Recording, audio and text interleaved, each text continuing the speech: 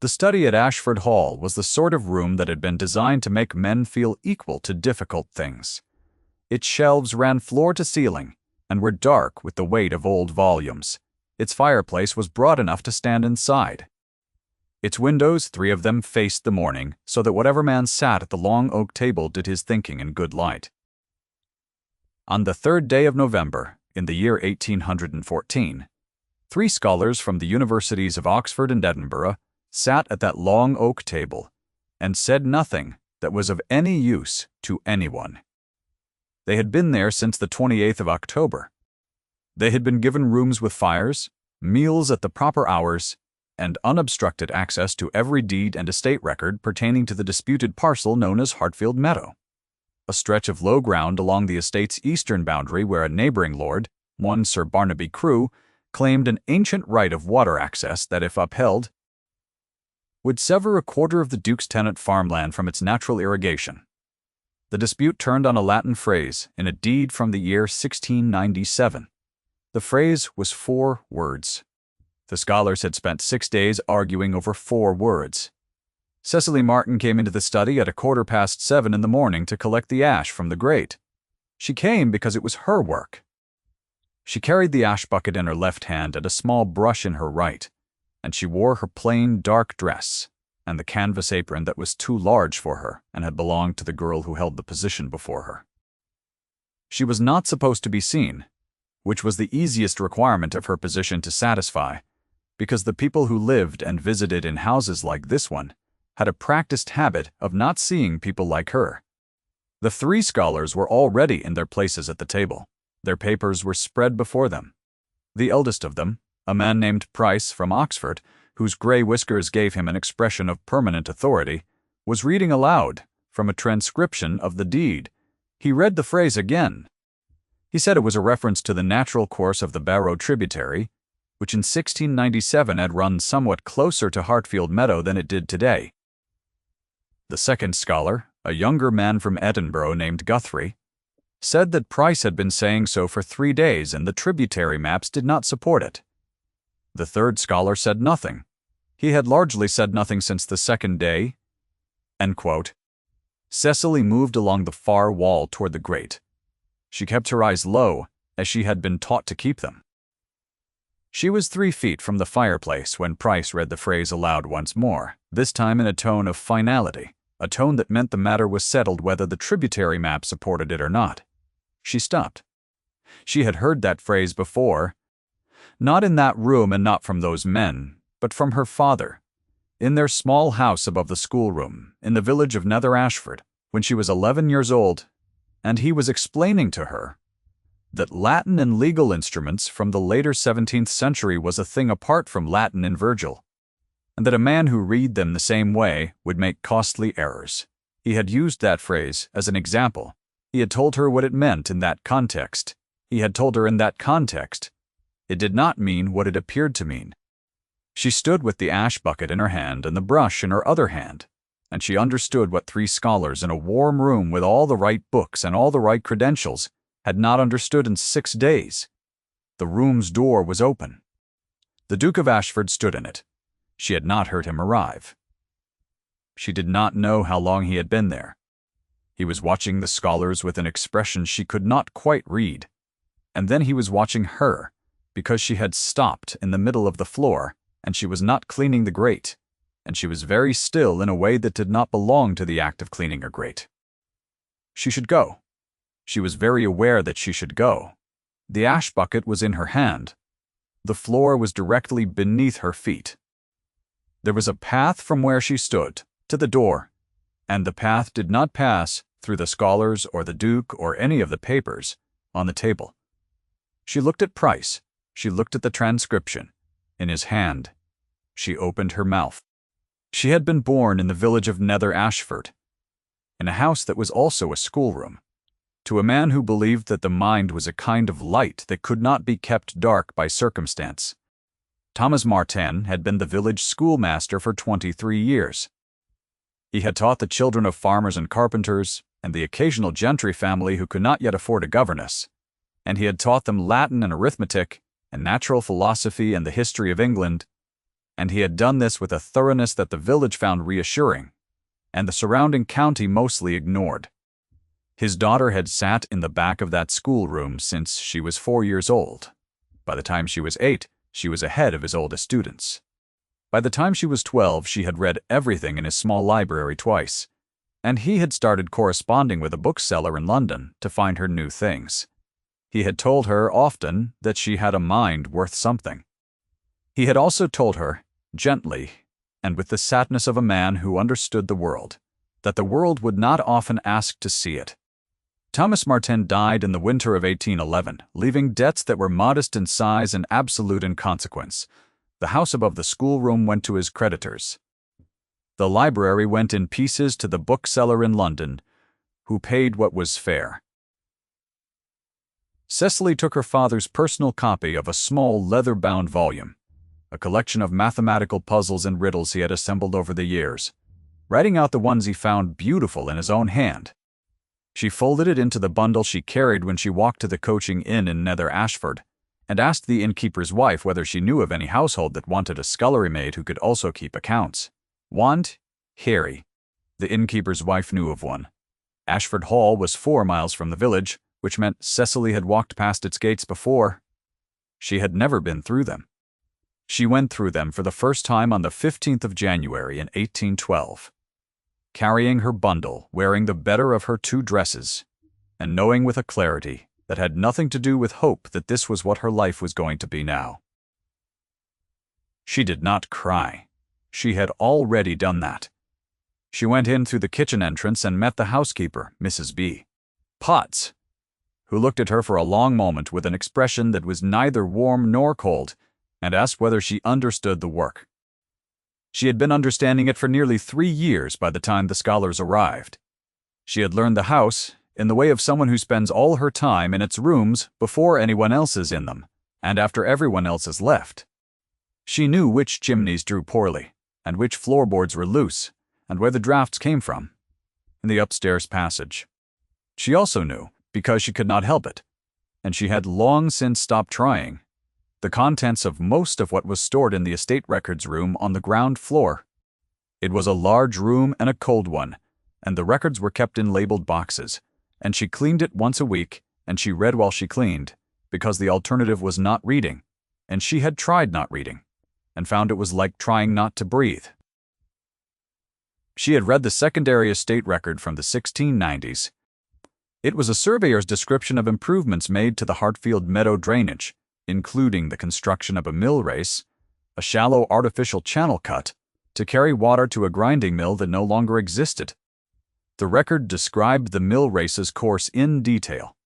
It used the phrase ad flumen cursum to describe the boundary of the improved ground, and it used the phrase to mean the course of that constructed channel, not the course of any natural waterway.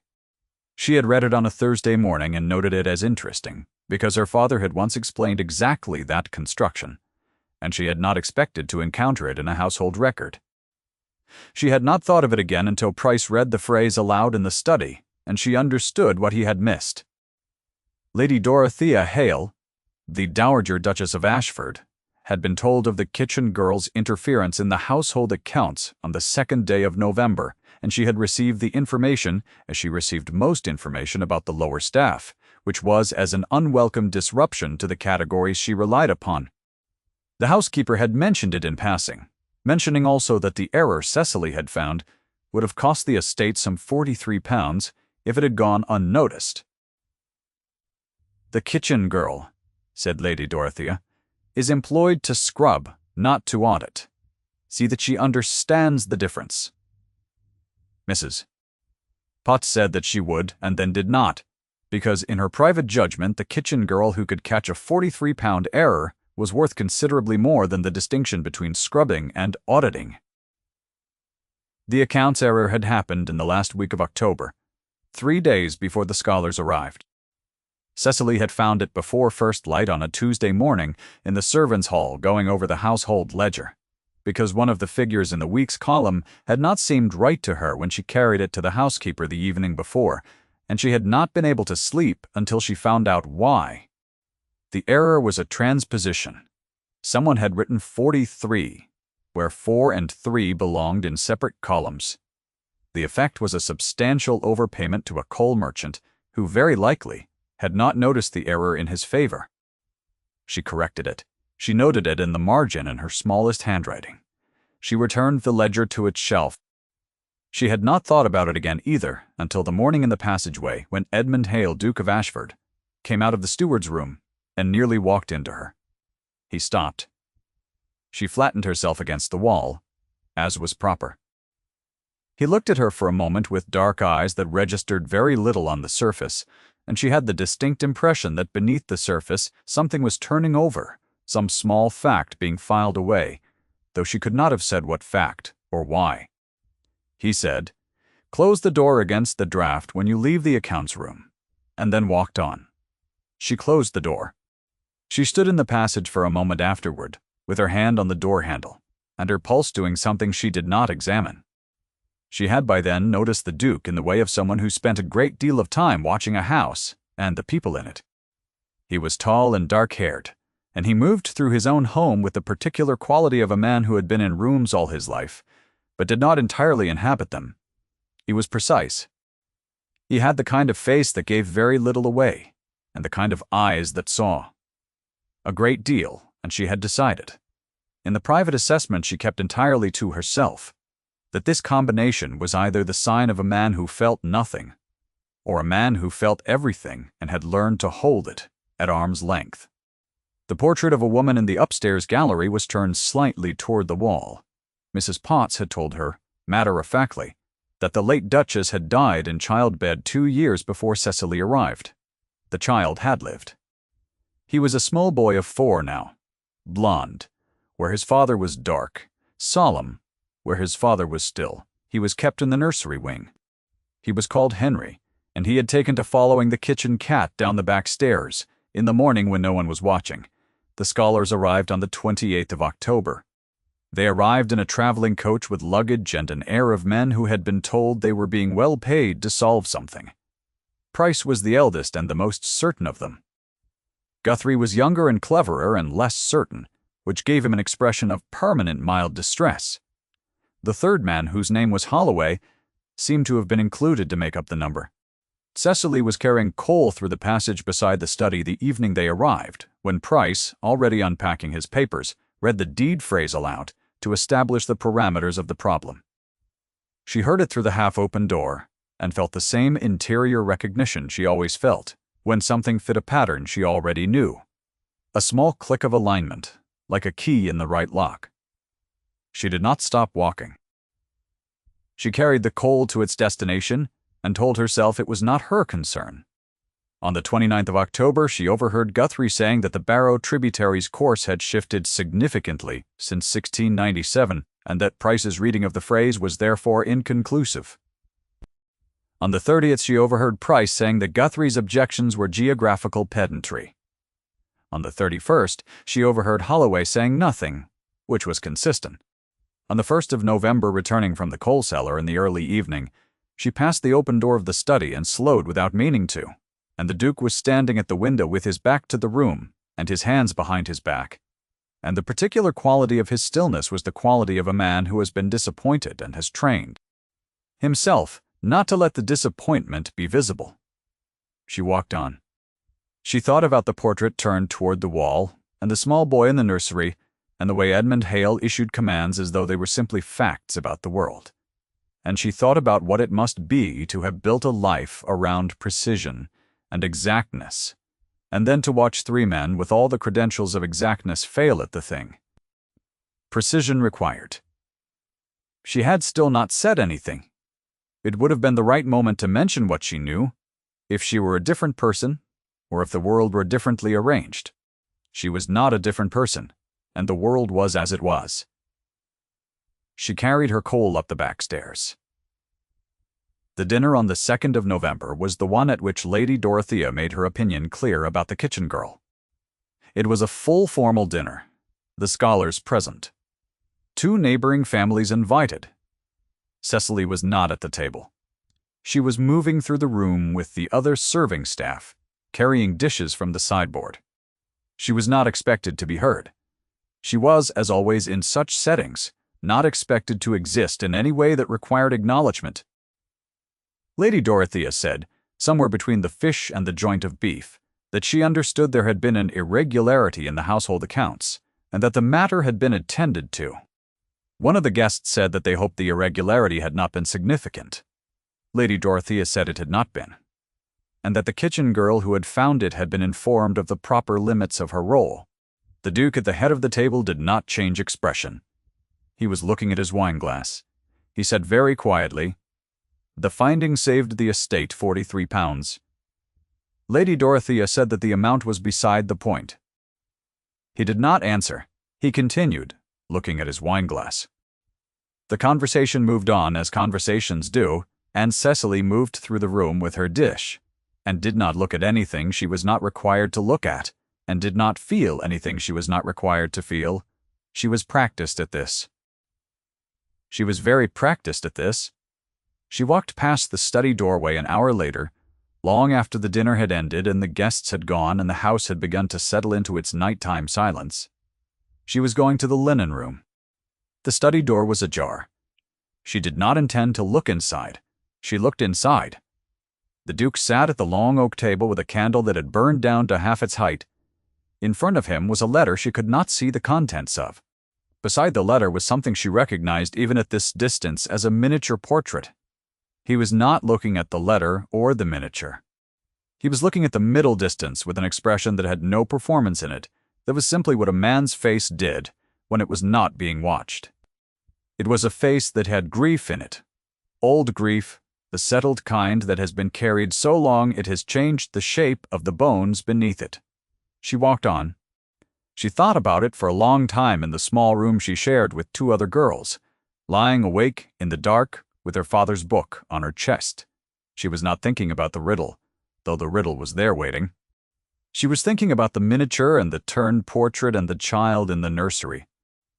She was thinking about what it meant to carry something that heavy and still be precise, still be exacting, still stand at a window with your hands behind your back and your face arranged and your house running correctly, even when it was missing something at its center. She thought about her father who had done the same thing when her mother died, who had taught school and made the house run, and never once let the grief turn him careless. She opened the book in the dark and held it, and did not read it. The evening after, the footman Dawson found her before supper, and told her, with the careful neutrality of a man relaying information he did not enjoy relaying, that Lady Dorothea had told Lady Fenwick, who had been visiting that afternoon, that the kitchen girl had been got above herself and would be turned out before Christmas. Cecily said, "Thank you, Dawson," in a voice that did not shake. He left. She stood in the passage with her hands at her sides. She was not surprised. This was what happened to women whose minds reached past the limits their stations permitted. She knew this.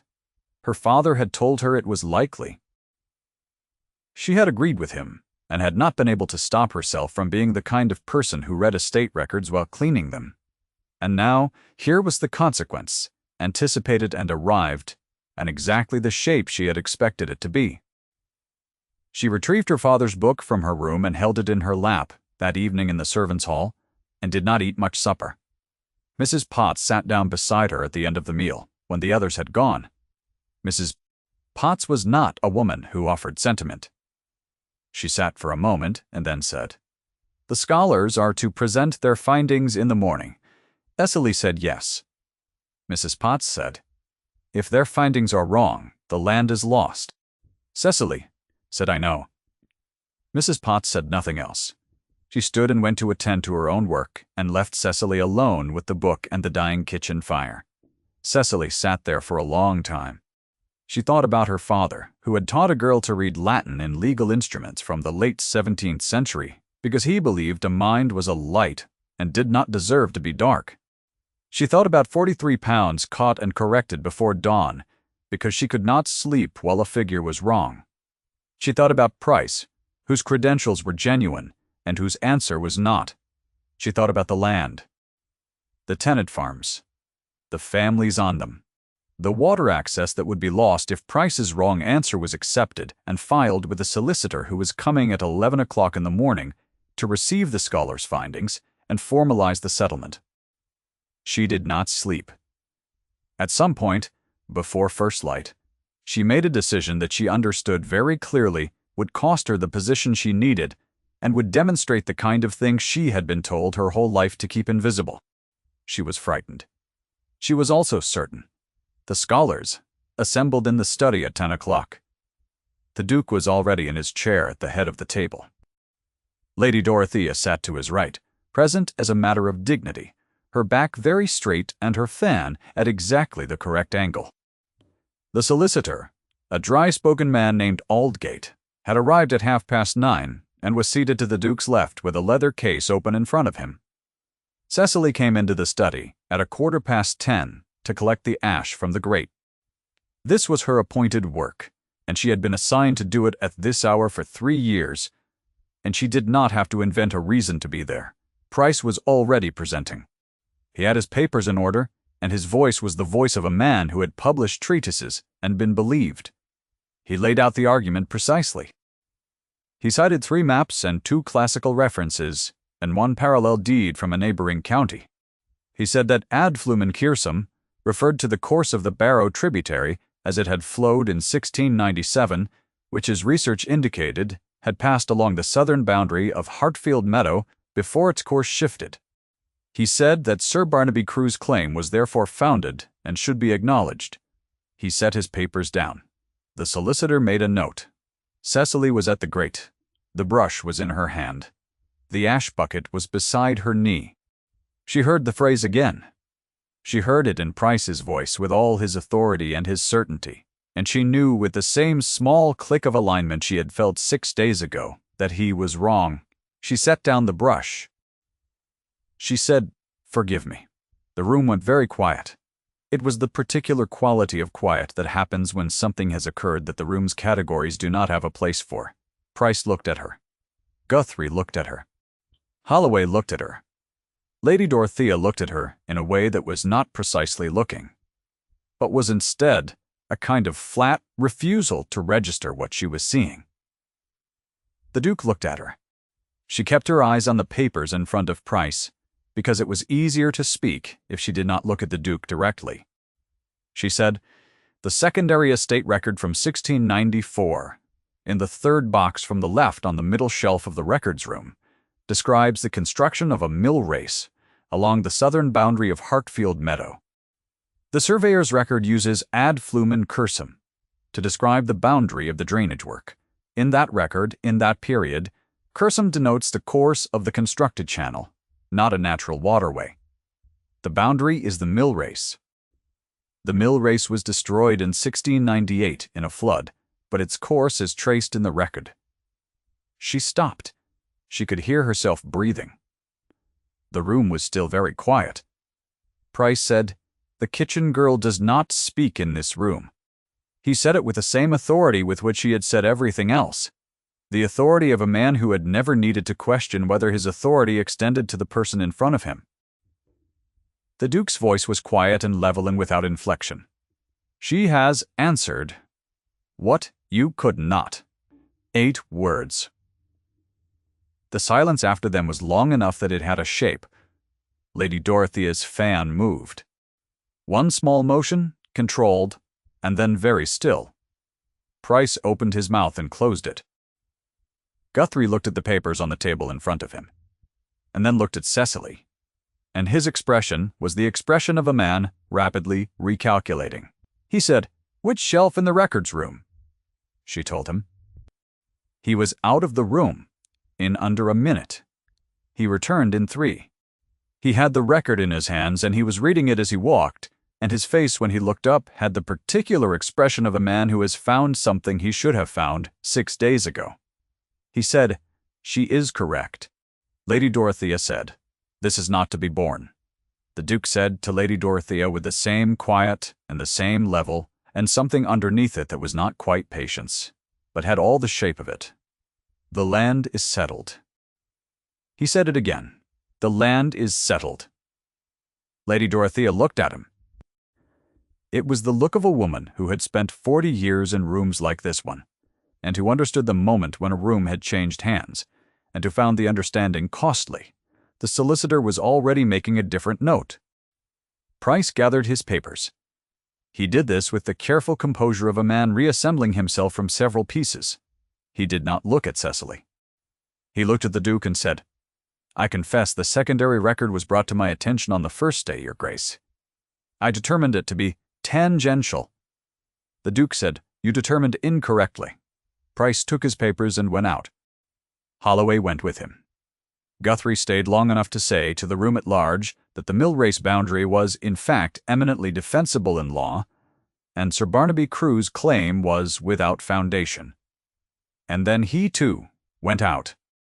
The solicitor began making the necessary records and did not look up. Lady Dorothea rose. She had the posture of a woman who has been overridden and knows it, and will carry the knowledge with dignity, because the alternative is beneath her. She looked at Cecily once, a single measured look, and then she looked at her son, and whatever she saw in his face, she accepted without further speech. She left the room. The train of her dress was very straight behind her. Edmund said to the solicitor that he would need a few minutes, and the solicitor understood this and went into the passage to wait. The room was empty, except for them. Cecily stood with the ash bucket still in her left hand. She did not know what she was supposed to do with her hands. She thought about what she had done, and she thought she had been right to do it. And she thought it had cost her the position she needed, and she thought she was going to be very cold this winter.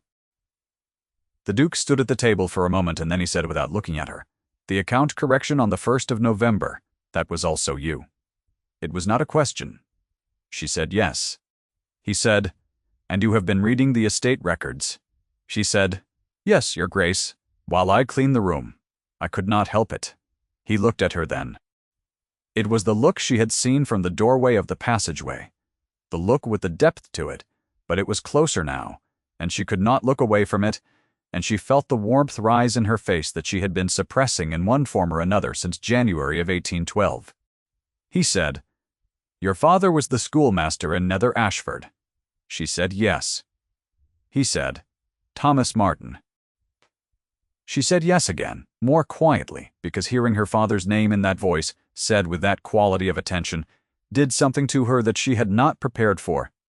He said, "His name is on 3 of the school's annual reports in the estate records. The assessments are thorough."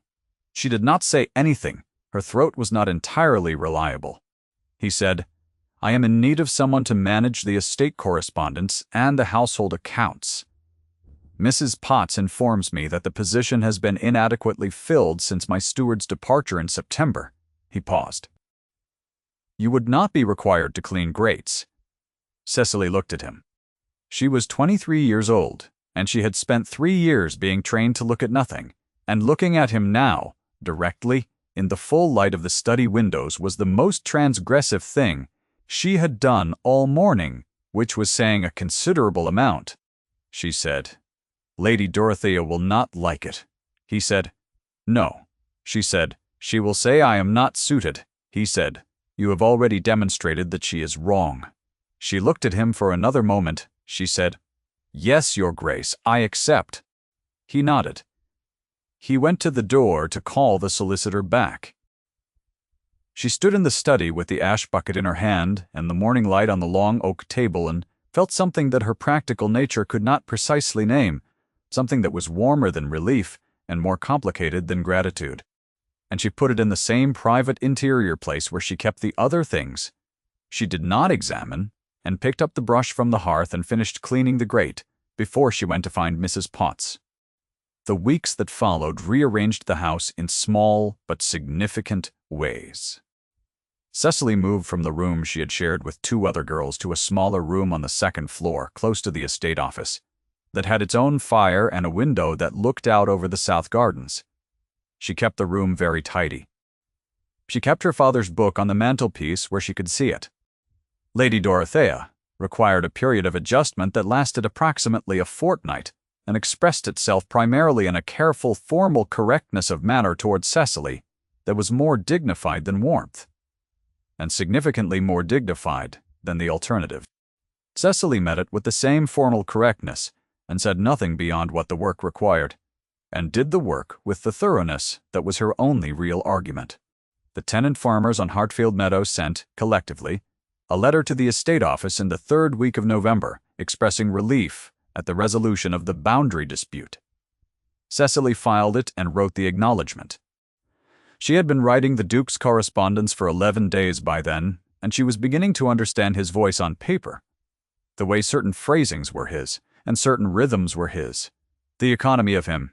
The way he said the necessary thing and stopped. She thought about the miniature she had seen from the doorway. She thought about Eleanor Hale, whose portrait hung in the gallery, and whose son was currently conducting a systematic study of the South Garden's gravel paths, with a stick, wearing a coat that was slightly too large for him, and an expression of absolute concentration. On the 24th of November, Cecily was crossing the South Garden to deliver a letter to the groundskeeper when she found Henry Hale standing in the middle of the path holding a stone. It was an unremarkable stone, gray and smooth, the sort of stone the South Garden produced by the thousands. He was holding it as though it were of interest. He said without looking up. "This one is flat," Cecily said. "Yes, that is a useful shape for skipping on water." He looked up. He looked at her with the dark eyes that were his father's, in the face that was altogether his own. He said, "Do you know how to skip stones?" She said that she did. He held out the stone with both hands, formally the way children offer gifts. She took it. She was still looking at the stone when she heard the step on the gravel behind her, and felt, before she turned, the particular shift in the air that meant it was the Duke and not the groundskeeper, or the footman, or any of the others who moved through this garden. She turned. He was looking at his son, and then at her, and then at the stone she was holding, and his expression had the quality that she had seen 3 or 4 times now, the quality of something very carefully maintained, in the process of being laid down, not all at once, but in increments, each one so small as to be almost invisible. He said Cecily. It was the first time he had used her given name. He said it as though he had considered it, as though the use of it was a decision he had made, and was not reversing. She felt the warmth in her face again. She let it be there. She did not suppress it. She said, "Your Grace." He came to stand beside her, looking at the South Garden, and the stone in her hand and his son, who had found another stone and was comparing the two with scientific rigor. He said, "The letter from Aldgate confirms the settlement. Crewe has withdrawn the claim." She said, "I saw it this morning." "I drafted the reply." He said, "I read it." There was a pause, in which the garden continued to be the garden, cold and still. The bare branches of the rose arbor against the pale November sky, the gravel under their feet, Henry Hale holding 2 stones and frowning at them. He said, "The leather-bound volume on your mantelpiece. I saw it when I came for the correspondence this morning." She said, "My father's." He said, "The collection of puzzles." She said, "He assembled them over many years. He found the ones he thought were beautiful." He said, "May I see it?" It was not quite a question. She recognized the shape of how he made requests that were not quite requests, the same slight grammatical elision as the commands that were actually protection, and she recognized now, 3 weeks into understanding his voice, that they all came from the same place. A man who had learned to want things carefully, to hold his wanting at the precise angle where it could be withdrawn without cost if it was not met. She said, "Yes." She had the book in the pocket of her dress, as she often did, and she took it out and held it out to him the way Henry had held out the stone with both hands. He took it. He opened it to a page at random which happened to be one of her father's mathematical riddles, a set of numbers arranged in a pattern with a question about the pattern at the bottom of the page, one of the ones she had never fully solved. He read it in silence. He stood beside her in the South Garden in the cold November light, reading her father's handwriting, and Henry abandoned the stones and came to stand at his knee and look up at the page with the expression of someone who does not yet read but understands that the act of reading is important to the people he loves. The Duke's free hand came down to his son's shoulder. A brief, firm pressure, The kind of contact that carries whole sentences. He said at last. The pattern extends. You would need to add the diagonal sequence. She said, I thought so. I could never make the diagonal hold. He said, I will show you. He said it with the same quiet assurance with which he said everything. But there was something else in it, a small warmth, an investment. The sound of a man who has decided to be in a room with a person not because it is required, but because it is where he wants to be. She recognized it because she felt something precisely analogous in herself, and had been feeling it for longer than she was prepared to admit. She said, I would like that very much. He looked at her then directly in the November light, with the dark eyes that gave very little away on the surface, and held a great deal beneath, and she looked back and did not look away. Henry picked up his stones and put one in each coat pocket and wandered back toward the house with the satisfied air of a small person who has accomplished the day's objectives. The garden was quiet. The rose arbor stood bare and patient. The stone Cecily had been holding was smooth and gray and flat, good for skipping on water, handed over by a small boy who had not known he was handing over rather more than a stone. She had come to this house with a canvas apron too large for her, and a book of her father's puzzles, and the habit of reading what was in front of her because she could not stop herself. She had answered a riddle 3 scholars could not answer, not because she had sought to, but because an answer that went unvoiced was a kind of darkness she had never been able to tolerate, and she was her father's daughter. To the end. The Duke of Ashford held the book with both hands, as she had held it, and as Henry had held the stone, and looked at the numbers her father had arranged on the page 30 years ago in a schoolroom in Nether Ashford, and she understood that this was what her father had meant. Not that the world would ask to see her mind, only that the world was large. And sometimes, if she was very still and very patient and did not suppress the thing she knew at the moment that knowing was required, the right room would find her. She stood in the cold garden and let herself be warm. Thank you for staying with Cecily to the end of her story. If this was your first time here, there are others waiting for you, and every one of them begins with a woman. The world has not yet looked at carefully enough. We would love to know in the comments which moment you will carry with you. The rose arbor let the wind through its bare branches and made no sound. The house stood in the winter light, all its rooms and records and long corridors, and in the south garden a woman who had been the kitchen girl held a leather-bound book of beautiful puzzles, while the man beside her found quietly and without ceremony the answer she had never been able to reach alone.